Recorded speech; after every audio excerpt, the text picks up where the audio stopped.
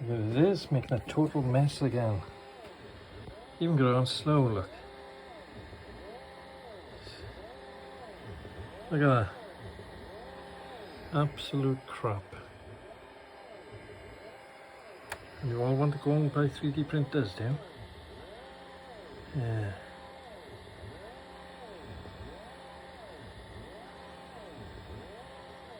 Yep, this is the problem with them. Just dish out a load of crap. So this is another waste of time with Bambu Labs printers. And the plate was perfectly clean.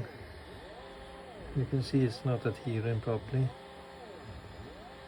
And it's not as if the machine's working, it gets off. It's really going slow. But look at the mess.